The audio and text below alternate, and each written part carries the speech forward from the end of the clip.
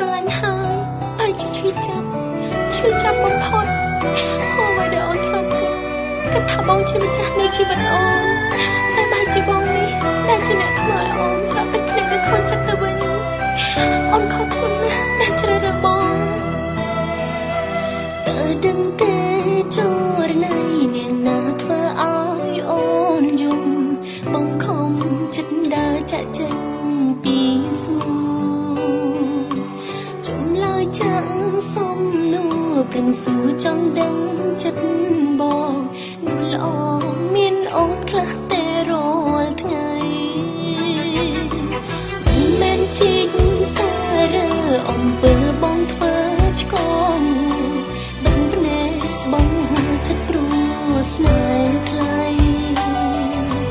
ពេញដងជ្រឹះបងហើយមិនស្ដាយក្រោយឡើយចរណៃហើយអ្វីបើបងខ្លាញ់ទឹកចិត្តអូ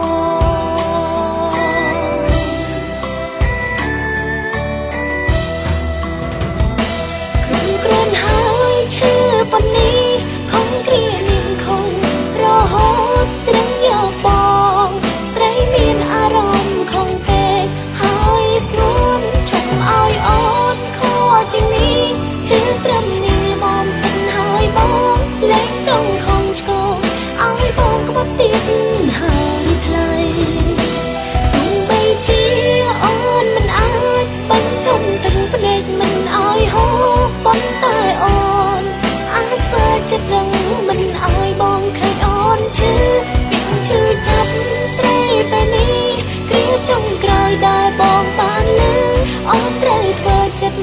ក្លែងសួនឲ្យបាន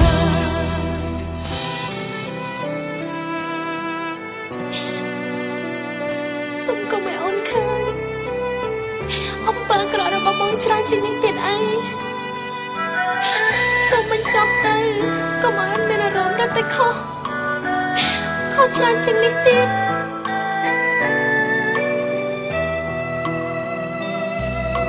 តើដឹងទេច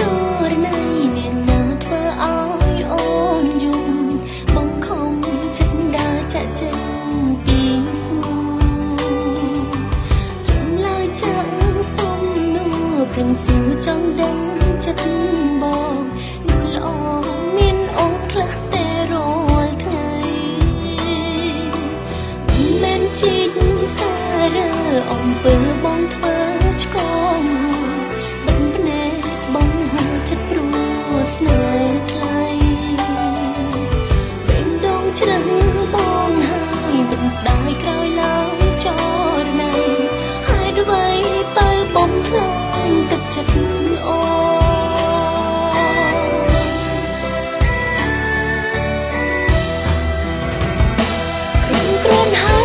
ឈឺប៉ុននេះខំគ្រានាងខំរហូតជ្រឹងយកបងស្រីមានអារម្មណ៍ខំពេកហើយស្ងួនឈប់ឲ្យអូនខជាងនេះជឿត្រឹមនេះបងចិនហើយបងលែងចង់ខំឆ្កងឲ្យបងក្បត់ទៀតហើយថ្លៃទោះបីជាអូនមិនអាចបញ្ចុំទឹកភ្នែកមិនឲ្យហូរប៉ុន្តែអូន